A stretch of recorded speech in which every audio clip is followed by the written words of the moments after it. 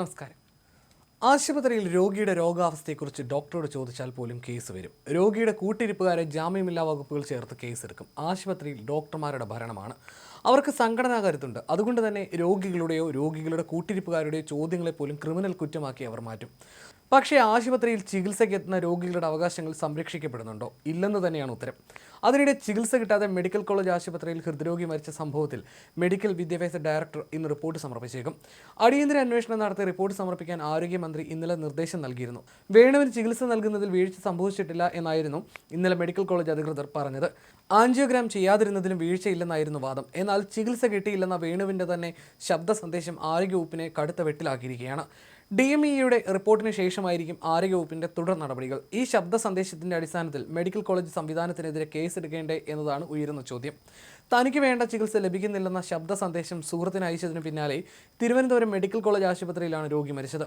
ഹൃദ്രോഗ ചികിത്സയ്ക്ക് കൊല്ലം താലൂക്ക് ആശുപത്രിയിൽ നിന്ന് റെഫർ ചെയ്ത് തിരുവനന്തപുരം മെഡിക്കൽ കോളേജിലെത്തിയ കൊല്ലം പത്മന പൂജ ഭവനത്തിൽ വേണുവാണ് മരിച്ചത്. വേണു ഓട്ടോ ഡ്രൈവറാണ്.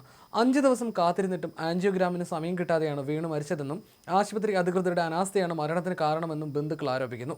രോഗിക്ക് ചികിത്സ നൽകിയിരുന്നുവെന്നും എന്നാൽ ആൻജിയോഗ്രാം ചെയ്യാവുന്ന സാഹചര്യമല്ലായിരുന്നുവെന്നും മെഡിക്കൽ കോളേജ് അധികൃതർ പറയുന്നു.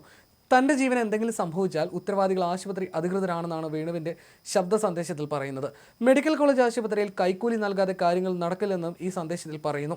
ബുധനാഴ്ച ഉച്ചയോടെയാണ് വേണു ശബ്ദ സന്ദേശം റെക്കോർഡ് ചെയ്ത് സുഹൃത്തിന് അയച്ചത്. അന്ന് രാത്രി അദ്ദേഹം മരിച്ചു. കയ്യിൽ കാശുണ്ടായിരുന്നെങ്കിൽ ഏതെങ്കിലും സ്വകാര്യ ആശുപത്രിയിൽ പോയാൽ ആ നിമിഷം ആൻജിയോഗ്രാമും തുടർ ചികിത്സയും ഉറപ്പാക്കിയനെ.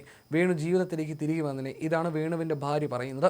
വെള്ളിയാഴ്ച ദേഹാസ്യസ്ഥ്യം തോന്നിയ വേണു സർക്കാർ ആശുപത്രിയെയാണ് ശരണം പ്രാപിച്ചത്. ഓട്ടോറിക്ഷ തൊഴിലാളിക്ക് അതിനുള്ള കഴിവേ ഉണ്ടായിരുന്നുള്ളൂ. നീണ്ടകര താലൂക്ക് ആശുപത്രിയിൽ നിന്ന് ജില്ലാ ആശുപത്രിയിലേക്ക് വിട്ടു. അവിടെ നിന്ന് എത്രയും വേഗം ആംബുലൻസിൽ തിരുവനന്തപുരം മെഡിക്കൽ കോളേജിൽ എത്തിക്കാൻ ഡോക്ടർമാർ പറഞ്ഞ പ്രകാരമാണ് വേണു ഭാര്യ സിന്ധുവും പോയത്. പക്ഷേ അത് മരണത്തിലേക്കുള്ള യാത്രയായി. വെള്ളിയാഴ്ച രാത്രി എത്തിയ അവർക്ക് 6ാം ദിവസമായിട്ടും ചികിത്സയൊന്നും ലഭിച്ചില്ല.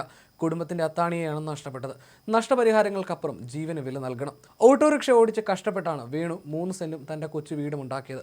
ഭാര്യ സിന്ധു തെക്കൻ ഗുരുവായൂരിൽ ഒരു സ്വകാര്യ സ്കൂളിൽ ടീച്ചറാണ്. മക്കളിൽ മൂത്തയാൾ ബിരുദം കഴിഞ്ഞു. IAS പഠിക്കണമെന്നതാണ് ആ കുട്ടിയുടെ ആഗ്രഹം. അതിനുവേണ്ടി കൂടിയാണ് വേണു ഓട്ടോ ഓടിച്ചിരുന്നത്. രണ്ടാമത്തെ മകൾ നീറ്റ് പരീക്ഷയ്ക്ക് തയ്യാറെടുക്കുകയാണ്. കഴിഞ്ഞ വർഷം വെറ്റിനറി സയൻസിന് കിട്ടിയിരുന്നു. എൻട്രൻസ് പരിശീലന കേന്ദ്രം അവളെ ഇപ്പോൾ സൗജന്യമായി പഠിപ്പിക്കുകയാണ്. ഈ കുട്ടികളുടെ വിദ്യാഭ്യാസ സ്വപ്നങ്ങളെ കൂടിയാണ് തിരുവനന്തപുരം മെഡിക്കൽ കോളേജ് തകർത്തത്. ഇതിന് ആര് ഉത്തരവാദിത്വം പറയും?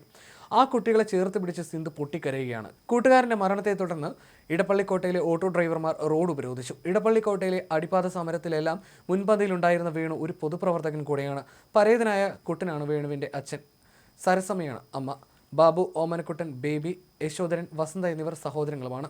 അതേസമയം അനാസ്ഥയെ തുടർന്ന് രോഗി മരിച്ചെന്ന ആരോപണം തള്ളുകയാണ് തിരുവനന്തപുരം മെഡിക്കൽ കോളേജ് അധികൃതർ. നടക്കുന്നത് തെറ്റായ പ്രചാരണമാണെന്നും ആശുപത്രി സൂപ്രണ്ട് പറയുന്നു. ശാസ്ത്രീയമായ സാധ്യമായ എല്ലാവിധ ആധുനിക ചികിത്സയും പ്രോട്ടോകോൾ പ്രകാരം തിരുവനന്തപുരം മെഡിക്കൽ കോളേജ് ആശുപത്രിയിൽ ഈ രോഗിക്ക് നൽകിയിട്ടുണ്ടെന്നാണ് സൂപ്രണ്ടിൻ്റെ വിശദീകരണം.